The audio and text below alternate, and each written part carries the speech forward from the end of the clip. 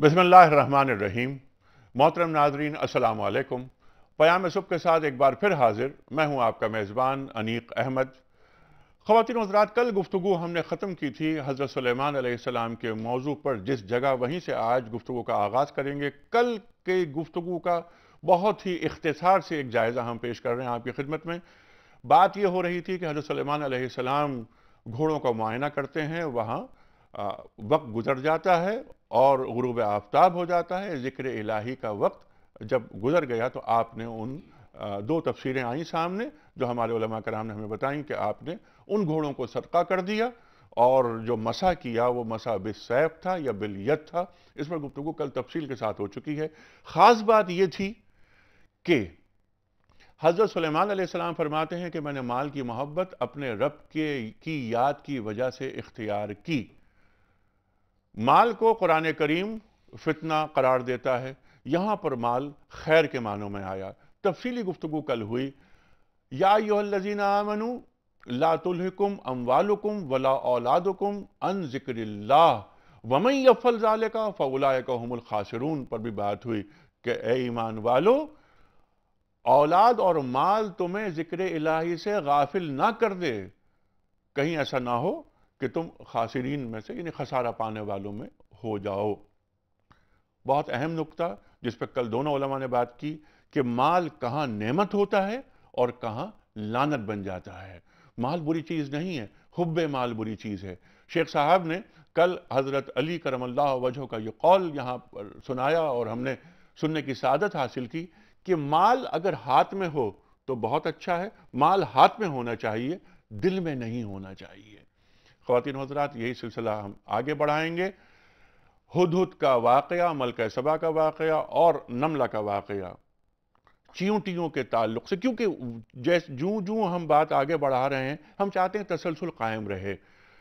सूरह नमल यानी चींटियाँ जो कि एक गैर अहम मखलूक करार दी जाती हैं, कुरान करीम ने पूरी सूरत नमल चींटी के नाम पर रख दी।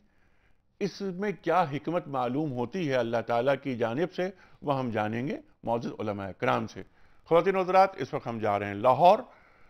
पयाम सुबह का आगाज़ होता है अल्लाह ताला के बाबरकत नाम से।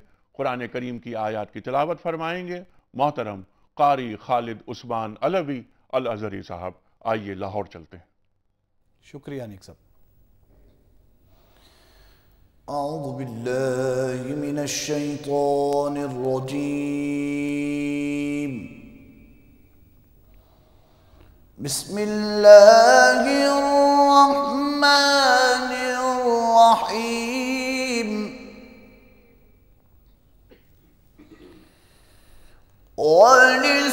ولسليمان الريح عاصفة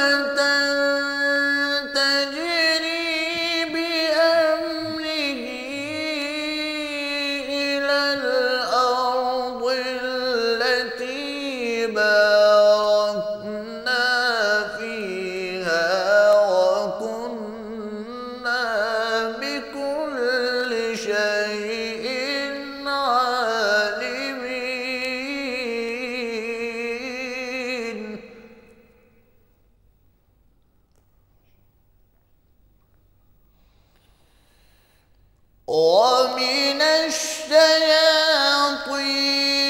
من يغوصون له ويعملون عملا دون ذلك وكنا لهم حافظين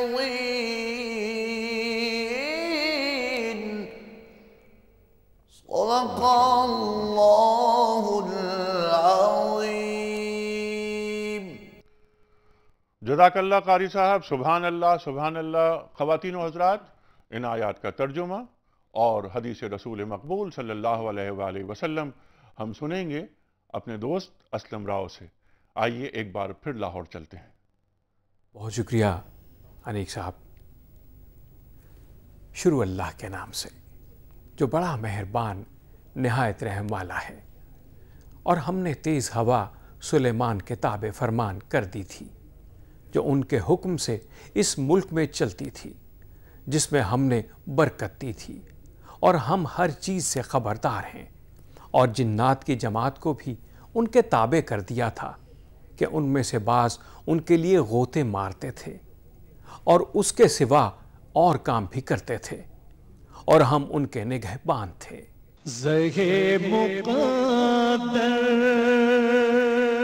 نبی کریم صلی اللہ علیہ وآلہ وسلم نے فرمایا، ایک سرکش جن یکا یک رات میرے پاس آیا تاکہ میری نماز توڑ ڈالے، پس اللہ نے مجھے اس پر قدرت دی، میں نے اسے پکڑ لیا اور میں نے سوچا کہ اسے مسجد کے ایک ستون سے باندھ دوں تاکہ صبح کو تم سب لوگ اسے دیکھو۔ پس مجھے اپنے بھائی سلیمان کی دعا یاد آئی کہ اے میرے پروردگار، مجھے ایسی حکومت عطا فرما جو میرے بعد کسی کو نہ ملے، تو میں نے اسے نامراد اور ناکام واپس کر دیا۔ بہت شکریہ، جزاک اللہ جزاک اللہ۔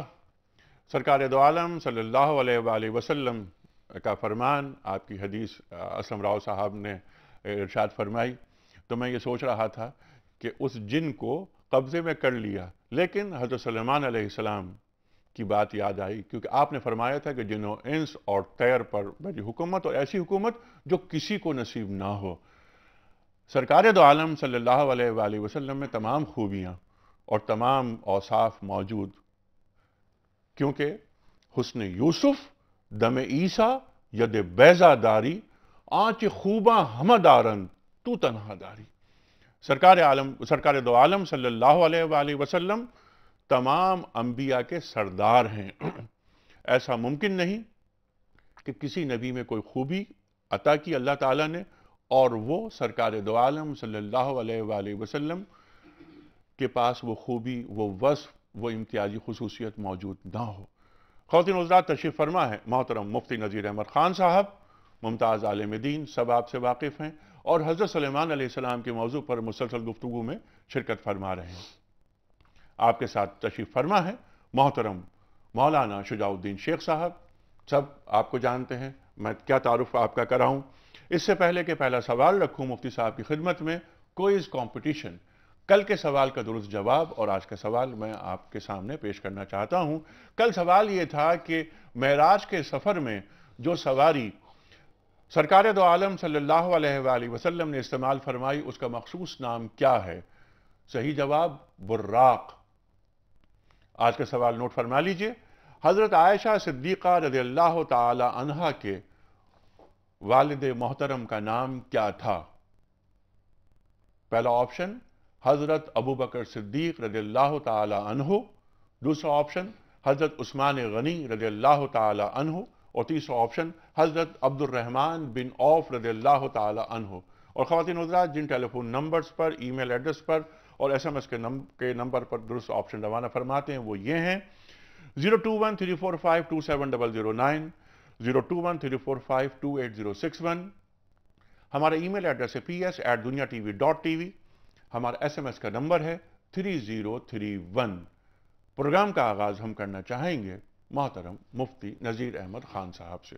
مفتی صاحب، کل جو گفتگو جہاں ختم ہوئی تھی وہیں سے ہم آگے بات بڑھاتے ہیں۔ موضوع جیسا کہ ہم سب جانتے ہیں، حضرت سلیمان علیہ السلام، دربار سجا ہوا ہے۔ حضرت سلیمان علیہ السلام ہدہد کو نہیں پاتے۔ آپ دریافت کرتے ہیں کہ ہدہد کہاں ہے؟ اگر ہدہد کی غیر حاضری کی کوئی معقول وجہ نہیں ہوگی تو میں اسے سزا دوں گا یا اسے ذبح کر دوں گا۔ یہاں سے بات شروع کرتے ہیں ہم۔ ارشاد۔ بسم اللہ الرحمن الرحیم، نحمد و نصلی علی رسول الکریم۔ سورہ نمل کے 2 رکوع جو ہیں وہ حضرت سلیمان علیہ السلام کے اس واقعے سے متعلق ہیں، اور اس سے پہلے جو ذکر آتا ہے وہ نملہ کا آتا ہے، چیونٹی کا آتا ہے۔ یہاں پہ ذکر پرندے کا آتا ہے، اور اس سے پہلے حضرت سلیمان علیہ السلام اللہ تعالیٰ کا شکر ادا کرتے ہوئے کہتے ہیں علمنا منطق الطیر، کہ اللہ تعالیٰ کی بڑی نعمت مجھ پہ یہ ہے، بڑا انعام یہ ہے کہ ہمیں پرندوں سے گفتگو کی تعلیم ہمیں کی گئی ہے، یعنی وہ گفتگو ہمیں سکھائی گئی ہے۔ پھر حضرت سلیمان علیہ السلام اللہ تعالیٰ کا شکر ادا کرتے ہوئے یہ دعا پڑھتے ہیں، رب اوزعنی ان اشکر نعمتک التی انعمت علی وعلی والدی وان اعمل صالحا ترضاہ وادخلنی برحمتک فی عبادک الصالحین۔ سبحان اللہ۔ اس دعا کے اندر بھی بڑی تعلیمات ہیں ہمارے لیے، کسی وقت اس پہ بھی ہم گفتگو کریں گے، لیکن ابھی وقت جو گفتگو کرنے کا ہے وہ پرندے سے متعلق ہے، پرندوں سے اور چیونٹیوں سے متعلق۔ تو سب سے پہلے یہ بات سمجھ لیں جو عموماً بات کی جاتی ہے کہ جی حضرت سلیمان علیہ السلام نے ہدہد سے یا نملہ سے گفتگو کس طرح سے کی، یا کس زبان میں کی، یا کس زبان میں کی، تو کس طرح سے کی یہ چیز عقل میں نہیں آتی، لیکن کسی چیز کا عقل میں نہ آنا دلیل اس کے باطل ہونے کی نہیں ہے۔ ایک چیز میری عقل میں نہ آئے ضروری نہیں کہ وہ اس چیز کا وجود ہی ممکن نہ ہو۔ جب ہم کہتے ہیں معجزہ، معجزے کا مطلب ہوتا ہے کہ اللہ تعالیٰ نے بغیر سبب کے خلاف عادت، خلاف طبیعت، ما فوق الطبیعہ، ما فوق العادہ، ایک ایسی طاقت اللہ تعالیٰ نے ایک پیغمبر کو عطا کر دی۔ تو نملے سے بھی بات تھی، اور پھر وَتَفَقَّدَ الطَّيْرَ، یہ ہدہد کسی شخص کا نام نہیں تھا بلکہ یہ پرندہ تھا۔ قرآن بالکل واضح انداز میں کہتا ہے وَتَفَقَّدَ الطَّيْرَ، تفقد کے معنی ہوتے ہیں تلاش کرنا، جستجو کی، تلاش کیا طیر کو۔ طیر کا مطلب یہ بدل ہے، ہدہد طیر سے بدل ہے، یعنی ہدہد کو تلاش کیا کہ ہدہد کو میں یہاں نہیں پا رہا ہوں، کہاں ہے وہ، بغیر میں ہماری اجازت کے وہ کہاں چلا گیا۔ تو حضرت سلیمان علیہ السلام اپنی ناراضگی کا بھی اظہار فرماتے ہیں، سزا کا اجرا بھی ہوتا ہے، لیکن ساتھ ساتھ حضرت سلیمان علیہ السلام کہتے ہیں کہ اگر وہ یقینی عذر لے کر آ جائے، یقینی عذر لے کر آ جائے غائب ہونے کا، تو اس صورت میں تو اسے معافی دی جا سکتی ہے، ورنہ ہم اسے سخت سزا دیں گے۔ تو اس اتنے میں جو ہے وہ کچھ ہی فمکث غیر بعید فقال احطت بما لم تحط به، تھوڑا سا یہ وقت گزرا تھا کہ ہدہد حاضر ہوتا ہے اور اسے یہ بھی معلوم ہو جاتا ہے کہ اس کے خلاف یعنی سخت وارنٹ جاری ہوا ہے اور سخت جو ہے وہ سزا کا حکم بھی جاری ہو سکتا ہے۔ تو جب اپنی جان پہ آتی ہے تو اس وقت ادب بھی جو ہے وہ سائڈ پہ ہو جاتا ہے، اس لیے آتے ہی ہدہد کہتا ہے کہ حضرت میرے پاس وہ علم ہے یا وہ معلومات ہے جو آپ کے پاس بھی نہیں۔ ٹھیک ہے، اب یہاں وجیتک من سبع، اور میں جو خبر لے کر آیا ہوں وہ گمان پر مبنی نہیں ہے بلکہ یقین پر مبنی ہے، پختہ بات میں کروں گا آپ کے سامنے۔ لیکن یہاں تو آگے سوالات بہت سے اٹھ جائیں گے کہ وہ یہ کہہ رہا ہے ہدہد کہ میرے پاس وہ خبر ہے، وہ علم ہے جو آپ کے پاس نہیں، یعنی ایک نبی کے پاس جو کہ جن، انس اور طیر تینوں پر حکمرانی کر رہے ہیں، دنیا پہ ایسی حکمرانی کر رہے ہیں جس کا کوئی بدل نظیر ملتی نہیں اور نہ مل سکتی ہے قیامت تک۔ اس پہ ہم بعد میں بات کریں گے۔ ہدہد کے تعلق سے ایک اشارتاً آپ نے بات فرمائی کہ ہدہد کسی شخص کا نام نہیں، کچھ عقل پرست مفسرین نے ہدہد کو آدمی قرار دیا ہے۔ میں چاہتا ہوں اس پر ذرا بات فرمائیے۔ بسم اللہ الرحمن الرحیم۔ یہ بڑا اہم نقطہ ہے، اور چیونٹی کے متعلق بھی لوگوں نے بحث کر ڈالی ہے کہ یہ چیونٹیاں، نملہ جو ہے وہ چیونٹیاں نہیں تھیں بلکہ یہ انسان تھے جن کو یہ خطرہ محسوس ہوا سلیمان علیہ السلام کے لشکر سے۔ حالانکہ قرآن بہت واضح طور پر کہہ رہا ہے کہ وہ چیونٹی نے کہا کہ ایسا نہ ہو کہ سلیمان علیہ السلام کا لشکر تمہیں روند ڈالے، تم اپنے بلوں میں چلی جاؤ۔ تو اگر انسان نظر آ رہے ہوں کسی کو تو ان کو دیکھنا نسبتاً آسان ہے چیونٹی کے مقابلے میں۔ اسی طرح یہ ہدہد کا معاملہ ہو گیا، یعنی کہ جن کو آپ نے عقل پرست کہا ہے۔ ایک وہ دور گزرا ہم مسلمانوں پر جب ہم انگریز کی براہ راست زیر اثر تھے، اور انگریز کی جو طاقت تھی یا مغرب کی جو طاقت تھی اور ان کی جو سائنسی ترقی تھی، اس کا اس قدر غلغلہ ہمارے ذہنوں پر رہا کہ ہم نے قرآن حکیم اور دین کے مسلمات کو بھی محض عقل پر رکھنا شروع کر دیا، اور اس اعتبار سے دین کی وہ تعبیرات کی گئیں جو قرآن و سنت کے مسلمات اور اصولی باتوں کے بالکل خلاف ہیں۔ مولانا مودودی رحمۃ اللہ علیہ نے ایک بہت پیاری بات لکھی ہے کہ ایسے لوگ کس اللہ کو مانتے ہیں؟ کیا اس اللہ کو مانتے ہیں کہ جو اسباب کا پابند ہو، جو فزیکل لاس کا پابند ہو؟ تو پھر اللہ کو ماننے کا تکلف کاہے کو کرتے ہیں؟ جیسے مفتی صاحب نے ارشاد فرمایا کہ بات بالکل واضح کہ طیر کا لفظ ہدہد کے لیے استعمال اللہ سبحانہ وتعالی نے کیا، اور اگر یہاں تک ان عقل پرست نے کہا ہے کہ یہ طیر سے مراد کون تھے؟ انسانوں میں سے جو تیز رفتار قسم کے تھے۔ حتیٰ کہ وہ جنات کس کو قرار دیتے ہیں کہ انسانوں میں سے جو غصے کی آگ میں آگ بگولے ہو جاتے ہیں، ان کو جنات قرار دیتے ہیں، یہ عقل پرست قسم کے لوگ، یا جو قوی ہیکل ہوتے ہیں، جو قوی ہیکل ہوتے ہیں۔ تو یہ وہ تعبیرات ہیں جو محض اپنی عقل سے کی جاتی ہیں، اور یہ خالصتاً یہ عقلی تعبیرات قرآن و سنت کی نصوص کے خلاف بھی ہیں، اور یہ سراسر مادہ پرستی کے فتنے کا شکار ہونے کا نتیجہ ہے، اور اس کے نتیجے میں موضوعات کے انکار سے خود اللہ رب العالمین کی قدرت اور طاقت کا انکار لازم آتا ہے۔ پھر اگر یہ حدود انسان تھا تو آپ سوچئے کہ ایک نبی یہ کہہ رہے کہ میں اس کو ذبح کر ڈالوں گا، نبی کا ایک ایسا عمل کہ ایک بندے کو ذبح کر ڈالیں ان کے شان محسوس نہیں ہوتا۔ تو بعد اس کے جوابات تو ہمارے مفسرین نے بھی عطا فرمائے ہیں، تاہم اصولی بات یہ ہے کہ یہ سیدنا سلیمان علیہ السلام کو اللہ سبحانہ و تعالیٰ نے جو معجزات عطا فرمائے یہ بالکل واضح ان کا بیان ہے۔ اور ایک جو بات آئی تھی کہ ہدہد نے کہا کہ میرے پاس وہ خبر ہے جو آپ کے پاس نہیں، تو اس حوالے سے بھی اصولی بات یہ یاد رہے کہ کل علم اللہ سبحانہ و تعالیٰ کے پاس ہے۔ اللہ نے جب چاہا جتنا چاہا اپنے پیغمبروں کو عطا فرمایا، ہم گستاخی کر جائیں گے اگر ہم اس علم کو ناپنے بیٹھ جائیں، ٹھیک، ہم چھوٹا منہ بڑی بات کر کے گستاخی کر جائیں گے۔ یہی معاملہ ہو جاتا ہے جناب رسالت مآب صلی اللہ علیہ وسلم کے علم کے حوالے سے۔ اللہ نے دیا جتنا چاہا دیا، اللہ تو وہاں اپنے پیغمبر علیہ السلام کو لے گیا کہ جبرائیل بھی کہتے ہیں کہ اس سے آگے میں بڑھا تو میرے بھی پر جل جائیں گے۔ ہماری کیا اوقات کہ ہم ان کے علم کو ناپنے کی کوشش کریں معاذ اللہ، لیکن یہ طے ہے عطا اللہ کی ہوتی ہے، جب چاہتا ہے جتنا چاہتا ہے وہ اپنے پیغمبروں کو عطا کرتا ہے۔ تو اگر یہ بات جو ہدہد کہہ رہا ہے، اس ہدہد کو بھی یہ بات کس نے بتائی ہے؟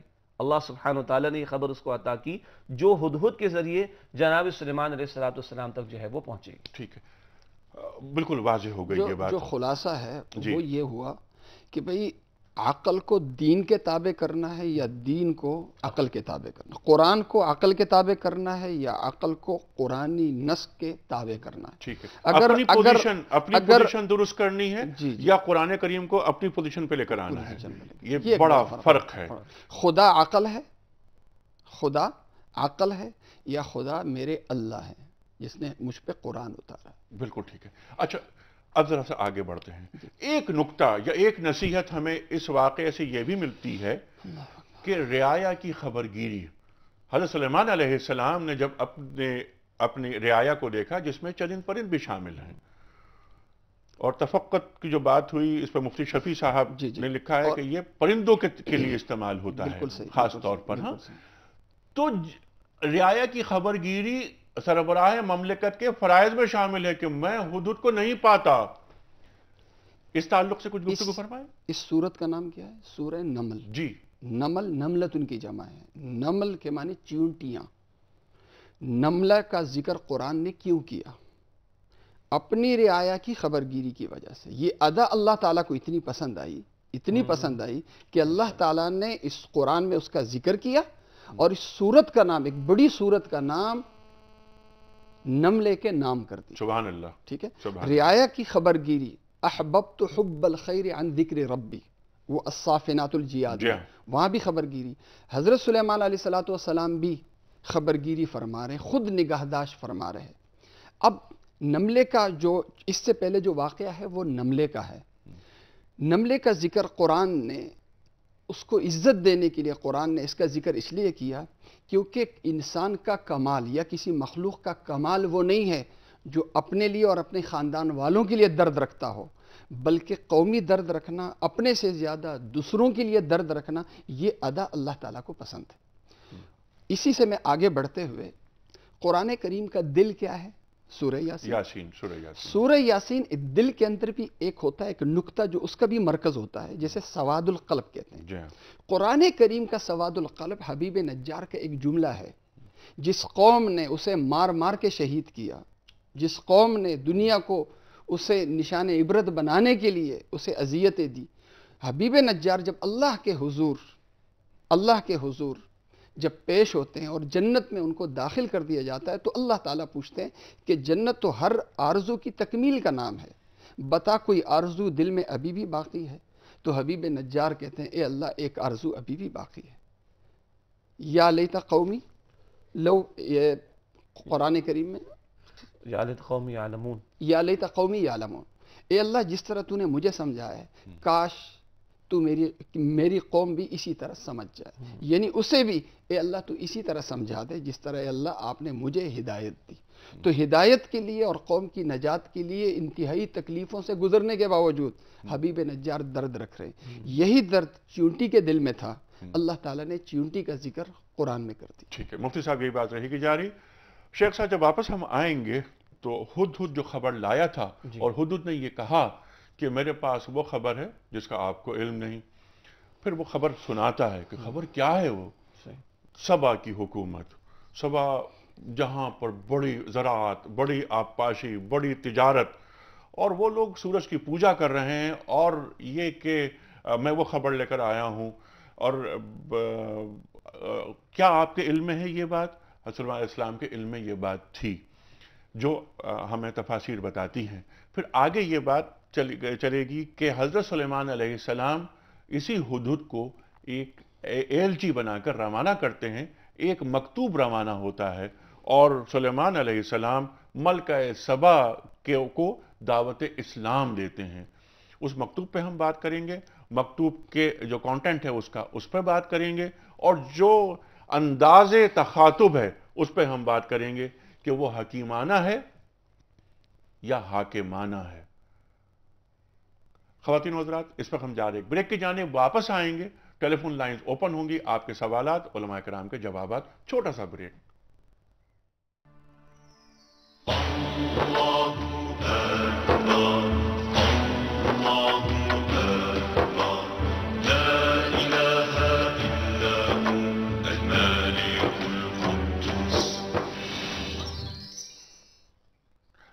ویلکم بیک خواتین و حضرات، پیام صبح میں ایک بار پھر خوش آمدید۔ تشریف فرما ہے محترم مفتی نذیر احمد خان صاحب اور مولانا شجاع الدین شیخ صاحب۔ بات ہو رہی ہے حضرت سلیمان علیہ السلام کے موضوع پر۔ یہ چوتھا پروگرام ہم پیش کر رہے ہیں آپ کی خدمت میں۔ گفتگو جستہ جستہ آگے بڑھ رہی ہے۔ کوشش یہ ہے کہ ہم حضرت سلیمان علیہ السلام کے اس قصے میں جو موجود نصیحتیں ہیں، جو برکتیں ہیں، جو عبرتیں ہیں، ان پر گفتگو کریں، ان سے سیکھیں، اور آج کے عہد سے انہیں متعلق کریں کہ آج ہمیں کہاں کہاں اور کس انداز سے نصیحتیں ملتی ہیں۔ خواتین و حضرات، بہت ساری گفتگو ہو گئی، گفتگو مزید آگے بڑھے گی۔ جہاں بات رکی تھی کہ حضرت سلیمان علیہ السلام ہدہد کے ذریعے خط روانہ کرتے ہیں ملکہ سبا کے نام، اور آپ فرماتے ہیں کہ انہو من سلیمان و انہو بسم اللہ الرحمن الرحیم۔ یہاں پر سلیمان پہلے اپنا ذکر کرتے ہیں، بسم اللہ الرحمن الرحیم بعد میں ذکر ہوتا ہے۔ اس پر بھی ہم بات کریں گے کہ اس میں کیا حکمت ہے اور کیا طریقہ کار ہے، یہ کیا انسیت پیدا کرنا پہلے مقصود ہے، پہلے سلام کرنا مقصود ہے، وغیرہ وغیرہ۔ لیکن پہلے کوئز کمپٹیشن، کل کے سوال کا درست جواب اور آج کا سوال۔ کل سوال یہ رکھا تھا ہم نے کہ معراج کے سفر میں جو سواری حضرت صلی اللہ علیہ وآلہ وسلم نے استعمال فرمائی اس کا مخصوص نام کیا ہے؟ صحیح جواب براق۔ آج کا سوال، حضرت عائشہ صدیقہ رضی اللہ تعالی عنہ کے والد محترم کا نام کیا تھا؟ تین آپشنز۔ پہلا آپشن حضرت ابو بکر صدیق رضی اللہ تعالی عنہ، دوسرا آپشن حضرت عثمان غنی رضی اللہ تعالی عنہ، تیسرا آپشن حضرت عبد الرحمن بن عوف رضی اللہ تعالی عنہ۔ خواتین و حضرات، ٹیلی فون نمبرز، ای میل ایڈریس اور SMS کا نمبر اسکرین پر موجود ہے، صحیح آپشن روانہ فرمائیے۔ مفتی صاحب، مکتوب لکھا جاتا ہے، ہدہد کے ذریعے بھجوایا گیا، وہ مکتوب وہاں چلا گیا اور وہ ڈال کر آ گیا، اس پر ذرا بات فرمائیے کہ وہاں ڈال دیا گیا۔ اچھا، ایک اور بات یہ بھی یہاں پر ایک بات آتی ہے کہ اگر کوئی ہدہد مرد ہوتا یعنی کوئی، تو وہ پھینکتا نہیں ہے، ایلچی جا کر پیش کرتا ہے۔ اچھا، بالکل صحیح، ٹھیک ہے نا، ایک نقطہ یہ بھی شاید سامنے آتا ہے۔ اصل میں اللہ تعالیٰ نے اپنے کلام کی حفاظت اپنے کلام کے الفاظ میں ہی فرمائی ہے۔ سبحان اللہ، اللہ تو عالم کل ہے نا، سبحان ہر اللہ، دور میں اس طرح کے لوگ پیدا ہوتے رہیں گے جو عقل پرست ہوں گے اور قرآن حکیم کی تعبیرات اپنی عقل کے مطابق کریں گے۔ تو اللہ نے ہمارے ایمان کی حفاظت کا بھی اہتمام فرما دیا، قرآن حکیم میں الفاظ ایسے عطا فرما دیے جو اس طرح کی باطل تعویلات کی نفی کر دیتے ہیں۔ جی، اذهب بکتابی ھذا، مکتوب کو لے کے چلے جاؤ۔ جی اچھا، پھر ذرا اگر تسلسل کو ہم باقی رکھیں کہ جب ہدہد واپس آتا ہے اور خبر دیتا ہے تو وہ کہتا کیا ہے؟ ہدہد یہ کہتا ہے کہ میں ایک ایسی جگہ پہ گیا ہوں، ایک ایسے علاقے میں گیا ہوں کہ وہاں توحید سے ہٹ کر وہ لوگ شرک میں مبتلا تھے، وہ پوجا سورج کی کرتے تھے، شیطان نے ان کے برے اعمال کو خوشنما بنا دیا، سبحان اللہ، سبحان اور ان برے جن کے اوپر لیبل خوبصورتی کا اور حسن کا پڑا ہوا ہے، ان اعمال کی وجہ سے وہ اللہ کے دین سے ہٹے ہوئے ہیں۔ پھر یہی ہدہد کہتا ہے کہ کیا وجہ ہے کہ یہ لوگ ان گھٹیا چیزوں کی عبادت کرتے ہیں؟ اس اللہ کے غلام اور اس اللہ کے بندے کیوں نہیں ہوتے ہیں کہ جو ہر چھپی ہوئی چیز کو اللہ تعالیٰ لوگوں کے سامنے نکال کے ظاہر کر دیتا ہے؟ اور یہاں پر اللہ لا الہ ہوا، پھر وہ کہتا ہے کہ اللہ کے سوا کوئی معبود نہیں۔ تو توحید بیان کر رہا کون؟ ہدہد۔ اور پرند چرند میں قرآن کریم حضرت سلیمان علیہ السلام کے واقعات میں پرند چرند اور جنات سب کا ذکر ہے، لیکن ایک داعی کی حیثیت میں جس کا بیان ہے وہ ہدہد کا بیان۔ جی ہاں، کیا اچھی بات ہے۔ جس طرح انبیاء کرام علیہ السلام کا وصف لازم، بہت سی عبادتوں کی بہت سی اقسام، لیکن جو شناخت والا وصف ہے، جس وصف کی وجہ سے ہم پیغمبر کو پہچان جاتے ہیں، وہ ہے رسول یا نبی۔ دونوں کے معنی ہے دعوت کا کام کرنے والا، تبلیغ کرنے والا۔ تو ہدہد کا جو وصف، جو لازمی وصف اور شناخت والا وصف قرآن کریم نے بیان کیا ہے، وہ کیا؟ دعوت و تبلیغ کو۔ دعوت امر بالمعروف اور نہی عن المنکر کے ذکر کی وجہ سے اللہ تعالیٰ نے ہدہد کو یہ اعزاز دیا کہ اس کا ذکر اللہ تعالیٰ نے قرآن کریم میں فرما دیا۔ اب خط دیا جاتا ہے حضرت سلیمان علیہ السلام۔ جی، اس پر بہت ساری اہم باتیں آپ نے اٹھائیں۔ شیطان کا یہاں پر ذکر کیا گیا کہ شیطان نے ان کو توحید کی راہ میں روکا ہوا ہے، یعنی جب توحید کی راہ میں رکاوٹ جو ڈالتا ہے وہ مخلوق ہے شیطان کی۔ آج بھی جو ابلیسی نظام ہے، ابلیسی نظام ہمیں وہاں پہنچنے نہیں دیتا جہاں ہمیں پہنچنا چاہیے۔ ایک سبق ہمیں یہ بھی ملتا ہے، جو اللہ کا غلام نہیں ہوتا وہ گھٹیا چیزوں کا غلام ہو جاتا ہے، پھر اس سے حرکتیں بھی گھٹیا صادر ہوتی ہیں۔ انیق صاحب میں عرض کر دوں، کپڑے پہننا عزت ہے یا نہ پہننا عزت ہے؟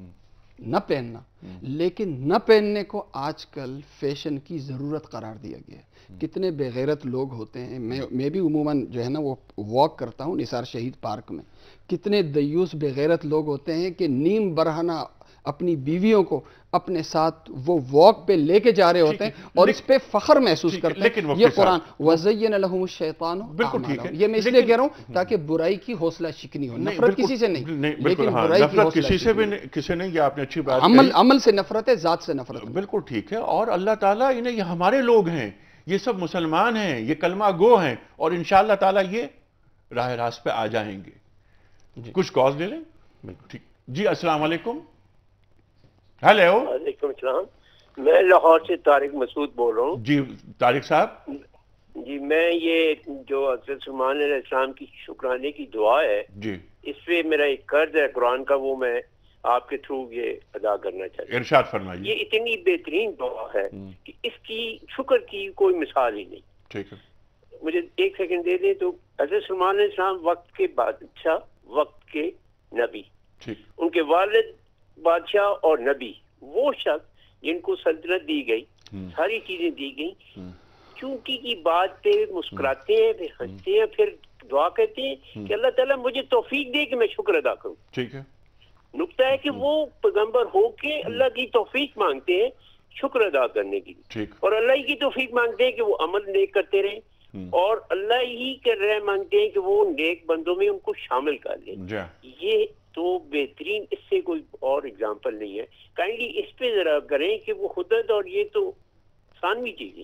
جی بالکل ٹھیک ہے، لیکن یہاں پر جو اہم بات جو دعوت کی بات ہو رہی ہے کہ دعوت کس طرح پیش کی جا رہی ہے، اس پر بھی ہم بات کریں گے۔ بہت اہم بات، اور جو نقطہ اٹھایا ہے شیطان کے تعلق سے، وہ میں سوال رکھوں گا شیخ صاحب کی خدمت میں کہ شیطان نے ان کے اعمال کو خوشنما بنا دیا، اس پر ذرا بات فرمائیے شیخ صاحب۔ دیکھیے، ایک تو ہمارے بھائی نے جو کہا نا کہ ہدہد اور دیگر باتیں ثانوی حیثیت میں ہیں، پہلے جملہ اگر ہم بہتر کر لیں، یہ تمام باتیں اہمیت کی حامل ہیں کیونکہ رب کائنات نے اپنے کلام میں عطا فرما دی، اور شکر کے حوالے سے بہت خوبصورت توجہ دلائی۔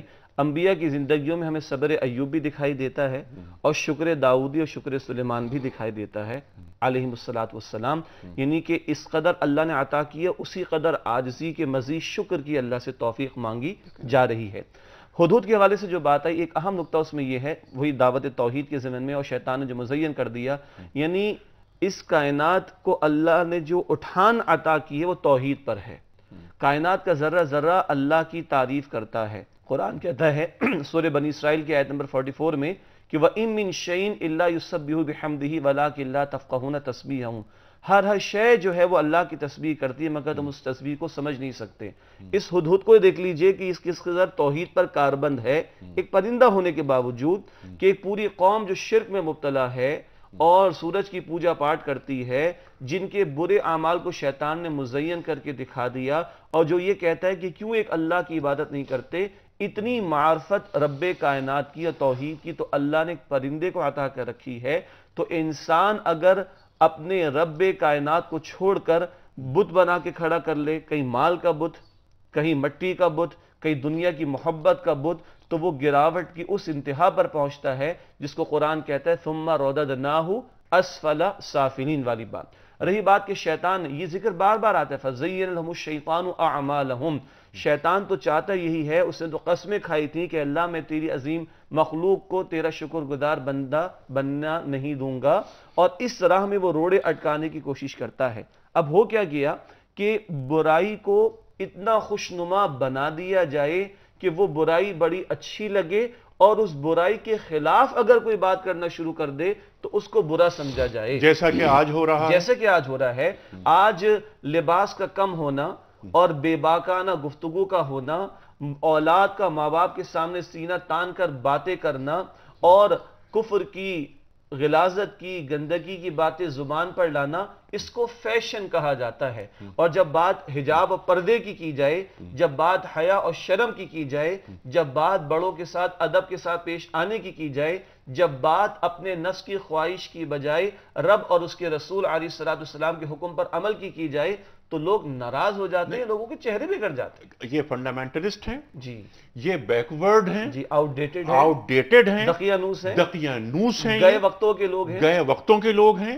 ان کو کیا معلوم؟ اخرجوہم من قریتکم انہم اناس یتطہرون. لوط علیہ السلام نے جب اپنی قوم کو گندگی سے روکا تو قوم نے کہا کہ نکالو ان کو اپنی بستی سے، یہ بڑے پاکیزہ بننے کی کوشش کرتے ہیں. پوری بنی اسرائیل میں جب بھی انبیاء آئے بنی اسرائیل کے، توحید کی بات کی تو ان کے ساتھ کیا سلوک ہوا.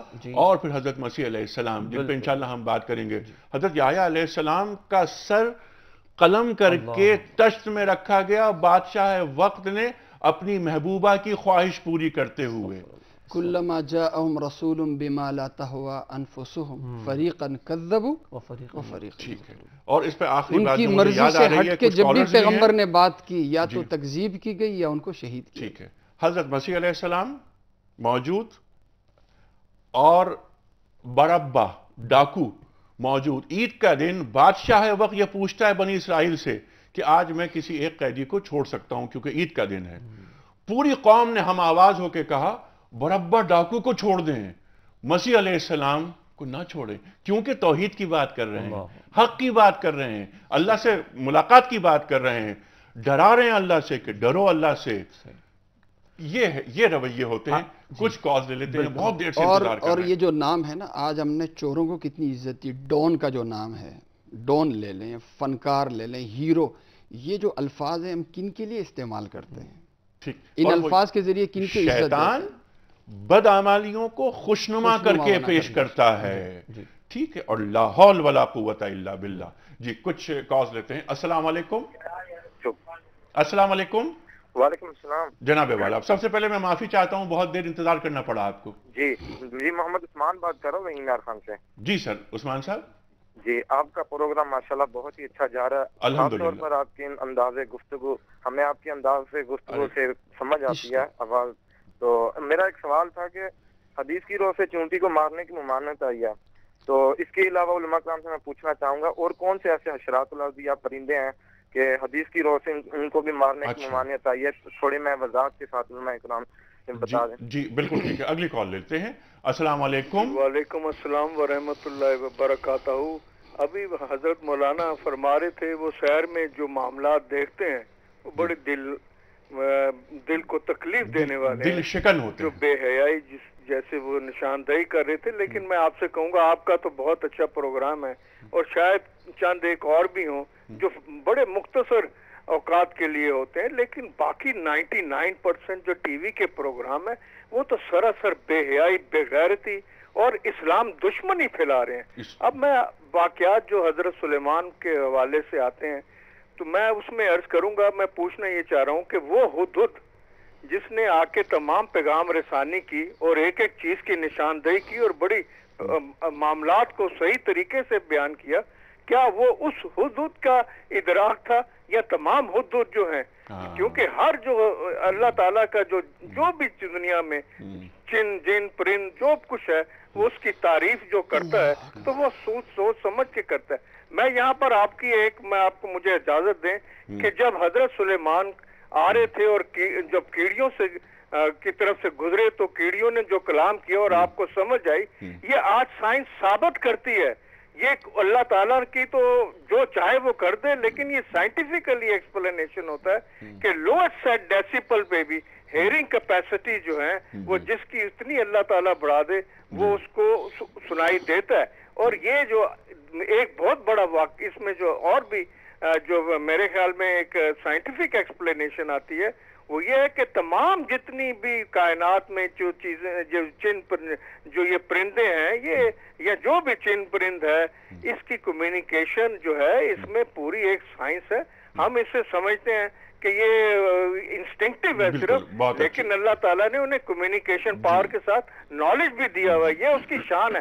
لیکن ایک بات میں یہاں عرض کر دوں کہ حضرت سلیمان اور حضرت داؤد کے واقعات سے وہ واقعات ایسے ہیں جو کہ سپر نیچرل ہیں، پریکٹیکل نہیں ہے، لیکن اللہ تعالیٰ نے اس کے بعد یہ سپر نیچرل جو فیکٹرز سے بند کر دیے، کیونکہ بندہ جو ہے جو انسان ہے اس کو لائف کی جو ریالٹیز کے ساتھ زندہ رہنا پڑتا ہے، وہ سپر نیچرل پار کے ساتھ نہیں زندہ رہ سکتا، اس لیے اس کے بعد نہ کسی بھی پیغمبر کے ساتھ یہ واقعہ نہیں آیا۔ بہت شکریہ، بہت اچھے کمنٹس آپ کے آئے۔ دو چیزیں یہاں پر جو آپ نے بیان کی، ایک تو یہ کہ جو میڈیا پر جو کچھ ہو رہا ہے اس پر شیخ صاحب آپ بات کیجئے گا اور پھر میں آپ سے بات کرواؤں گا کہ کوئی خاص ہدہد حشرات الارض کے حوالے سے جی حشرات الارض کے حوالے سے، اور آپ کا سوال یہ تھا کہ ہدہد ایک کوئی مخصوص ہدہد کی بات ہو رہی ہے یا یہ خوبیاں یہ خصوصیات ہر ہدہد میں ودیت کر دی گئی ہیں؟ شیخ صاحب جہاں تک میڈیا کا تعلق ہے، دیکھیے نظام دو ہی ہوتے ہیں، یا تو اللہ کا یا شیطان کا،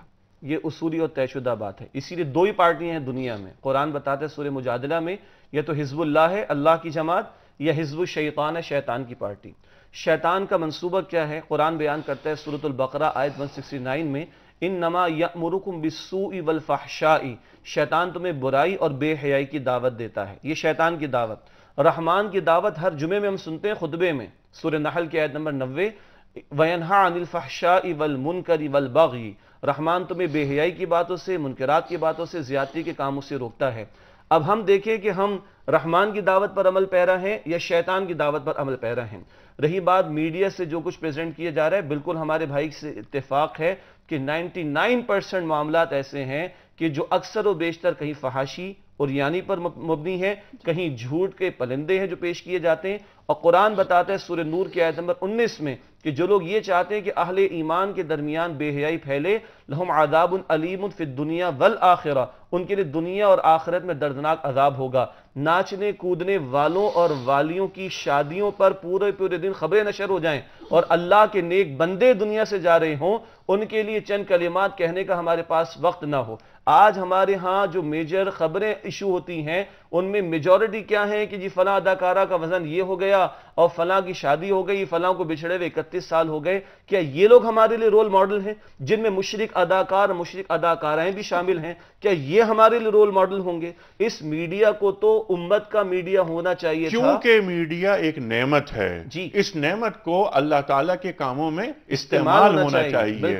اچھا، اس کے ساتھ ساتھ ایک بات اور جس پہ بہت افسوس ہوتا ہے، دل دکھتا ہے، مارننگ شوز میں جس طرح اٹالین پیزا بنانے کی ترکیبیں اور جس طرح سوسائٹی کو طبقات بنائے جا رہے ہیں، 40% سے زیادہ لوگوں کو کھانا نہیں ہے اس ملک کے اندر، 40% لوگوں کو صاف پانی پینے کا نہیں ہے، تو سوسائٹی مقصدیت ختم ہو گئی اور احساس کمتری پیدا ہوگا. جن کے پاس پیٹ بھرنے کو سوکھی روٹی نہیں ہے اس طبقے کو جو کہ عظیم اکثریت اسی پر مشتمل ہے ہماری, یہ چیزیں دکھائی جاتی ہیں. پھر وہاں ڈریسنگ کو دیکھیے کہ جو وہ پورا سال تصور نہیں کر سکتے, اس ڈریسنگ کو پریزنٹ کرنا, ان ڈشز کو پریزنٹ کرنا جو ہماری میجورٹی سوچ نہیں سکتی اپنے گھر میں افورڈ کرنے کے اعتبار سے. اور یہ ہماری بہنیں یہ بہت اچھی مارننگ شوز کی ہوسٹ ہیں. یہ جس انداز سے یہ وہاں پر جو رقص ہو رہا ہے, اور رول ماڈل جیسے آپ نے فرمایا کہ ہماری بچیوں کے لیے یہ رول ماڈل نہیں ہے کہ جو ڈانس کر رہی ہیں وہاں اور ہی کھی کھا کھا, اس کے علاوہ کچھ نہیں ہے.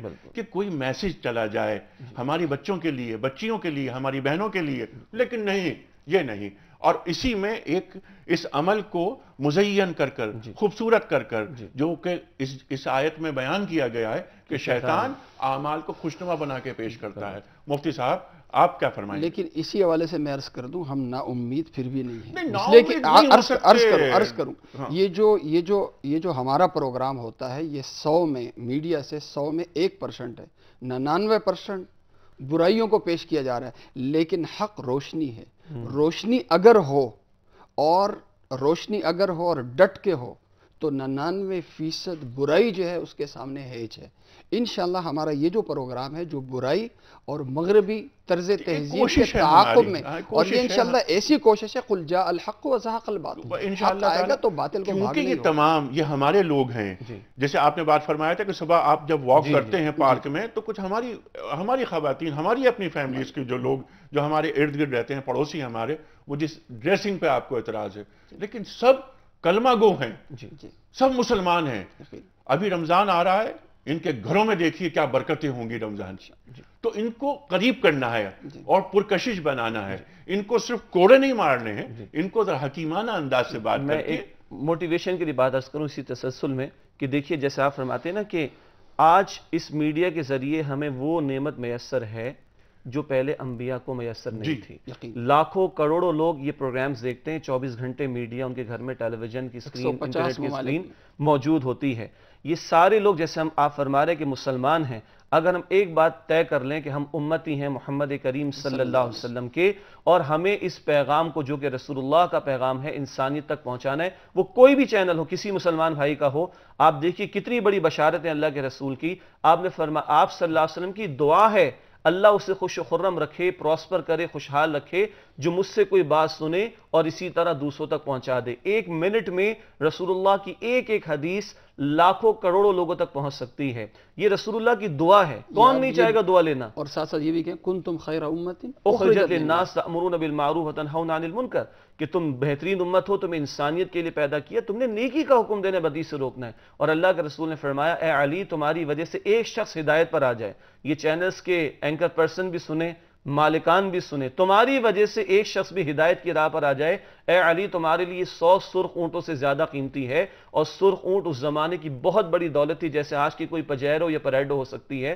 اتنی برکات مل سکتی ہیں اس میڈیا کے اس پازیٹیو استعمال سے. یہ سب مسلمان ہیں. اگر دل میں یہ بات پیدا ہو جائے کہ نمائندے ہیں رسول اکرم صلی اللہ علیہ وسلم کے, تو اس پوری انسانیت کے لیے کتنا بڑا خیر کا سامان ہو سکتا ہے. سبحان اللہ, سبحان اللہ. اور ختم نبوت صلی اللہ علیہ وسلم ہو چکی, کار نبوت باقی ہے. ہر شخص نمائندہ بنے, اپنے حصے کا کام کر جائے. اس کائنات کی فکر اللہ تعالیٰ کو ہم سے زیادہ ہے. اگر ہمارے ہاتھوں کام ہو جائے تو یہ ہماری خوش نصیبی ہوگی کہ اللہ تعالیٰ نے ہمیں منتخب کیا. ٹھیک, کیونکہ جو اللہ کے کام میں لگ جاتا ہے اللہ اس کے کام میں لگ جاتا ہے. شیخ صاحب گفتگو بہت ساری ہوئی, انشاءاللہ جہاں بات رک رہی ہے وہیں سے بات آگے بڑھے گی کہ ہدہد کے ذریعے خط روانہ کیا جاتا ہے سلیمان علیہ السلام کی جانب سے ملکہ سبا کو.